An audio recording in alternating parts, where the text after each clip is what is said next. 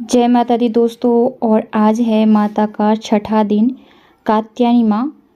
कात्यायनी सुबह दधा देवी दानो घातिनी। तो आज नवरात्रि के दिन छठे माँ यानी कात्यायनी माँ की पूजा की जाती है। तो आज हम उनके बारे में बात करेंगे। नवरात्रि में छठे दिन माँ कात्यायनी की पूजा की जाती है। इनकी उपासना और आराधना से भक्तों को बड़ी आसानी से अर्थ, धर्म, काम और मोक्ष चारों फलों की प्राप्ति होती है। उनके रोग, शोक, संताप और भय नष्ट हो जाते हैं। जन्मों के समस्त पाप भी नष्ट हो जाते हैं।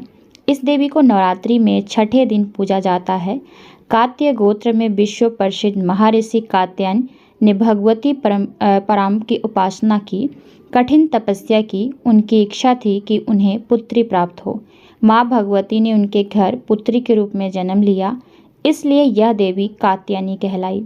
इनका गुण शोध कार्य है, इसीलिए इस वैज्ञानिक युग में कात्यायनी का महत्व सर्वाधिक हो जाता है। इनकी कृपा से ही सारे कार्य पूरे हो जाते हैं। ये बैद्यनाथ नामक स्थान पर प्रकट होकर पूजी गई माँ कात्यायनी अमोघ फलदायिनी है।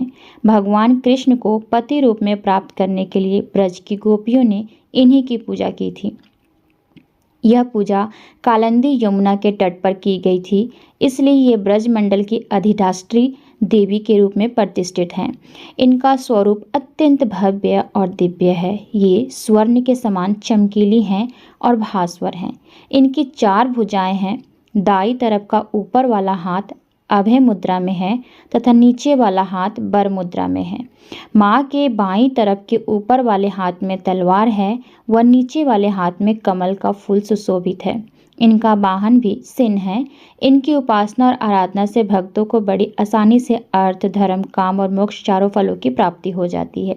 इन्हीं की कृपा से सभी के कष्ट दूर होते हैं। इनकी उपासना करने से परम फल की प्राप्ति होती है।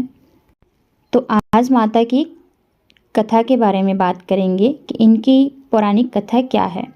पौराणिक कथा के अनुसार महर्षि कात्यायन माँ दुर्गा के भक्त थे।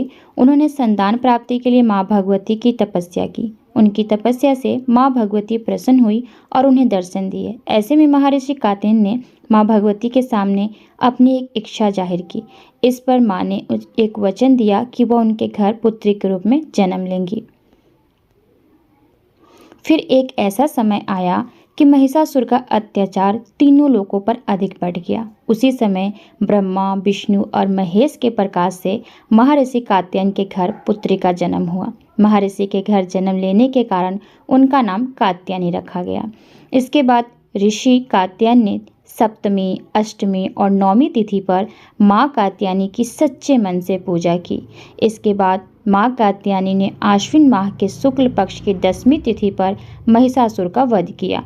तीनों लोगों को उनके अत्याचार से मुक्ति दिलाई। कात्यायनी देवी दुर्गा का छठा रूप है। वे शक्ति, ऊर्जा और दृढ़ता का प्रतीक हैं।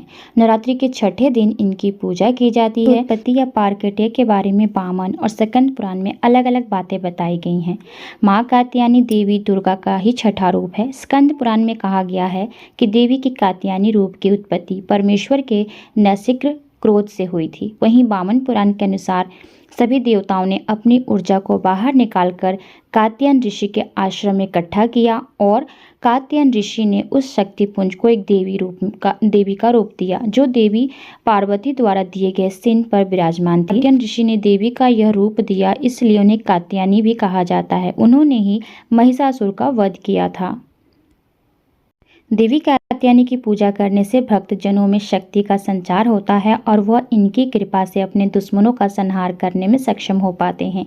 इनकी पूजा से हर तरह के संकट दूर हो जाते हैं। माँ कात्यायनी की पूजा से अविवाहित लड़कियों के विवाह के योग बनते हैं और योग वर भी मिलता है। देवी कात्यायनी की पूजा से रोग, शोक, संताप, भय आदि का नाश हो जाता है। देवी कात्यायनी की पूजा करने से हर तरह का भय दूर हो जाता है। तो उम्मीद करती हूँ कि आज की वीडियो आप सबको पसंद आई होगी। तो चलिए आपसे मिलते हैं नेक्स्ट वीडियो में। जय माता दी।